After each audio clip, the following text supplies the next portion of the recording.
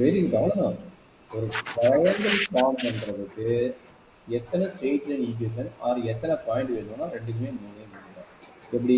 ஒரு பாயிண்ட் இங்கே, ஒரு பாயிண்ட் இங்கே, ஒரு பாயிண்ட் இங்கே. என்ன பண்ணலாம்? இது வச்சு நீங்கள் லைன் ட்ரா பண்ணலாம்.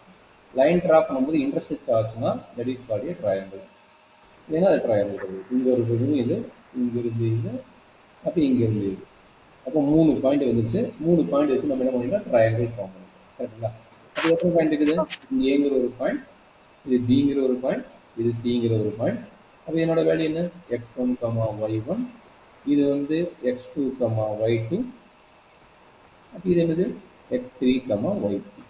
இப்போ இந்த 3 பாயிண்ட் இருக்கிறது நம்மளுடைய ஸ்ட்ரெயிட் லைன் ஈக்குவேஷன் நேம் தெரியும். என்ன கண்டுபிடிக்கலாம்?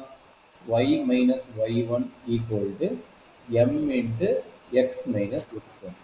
அப்போ 3 பாயிண்ட் தெரிஞ்சதுன்னா இந்த ஃபார்முலா அப்ளை பண்ணிட்டு ஸ்லோப் வேணும். ஸ்லோப்போட ஃபார்முலா என்ன? y2 minus y1 divided by x2 minus x1. இந்த ஃபார்முலா அப்ளை பண்ணிட்டு இந்த 3 ஸ்ட்ரெயிட் லைன் ஈக்குவேஷன் நம்ம ஈஸியாக பயன்படுத்த முடியும். சரிங்களா? 3 ஸ்ட்ரெயிட் லைன் ஈக்குவேஷன் இதே கான்செப்ட் தான். இதுக்கு என்ன வரும்? y minus y1 equal to m into x minus x1. But இதுக்கு என்ன வரும்? y2, x2, x3, y2, y3 வருது. அப்போ இதனோட ஈக்குவேஷன் என்ன கிடைக்கும்? y minus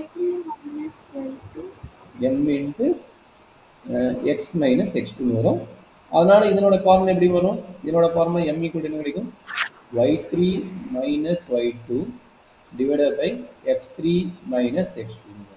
சரியாமா? அப்போ இந்த ரெண்டு ஃபார்முலா எங்க அப்ளை பண்ணுவோம்? இதுக்கு அப்ளை பண்ணுறீங்க மோட வேல்யூ, இந்த ஃபார்முலா இதுக்கு அப்ளை பண்ணுறீங்க. சரிங்களா?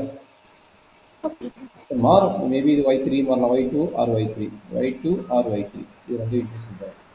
ஸோ அவ்வளோதான் சொல்லலாம்.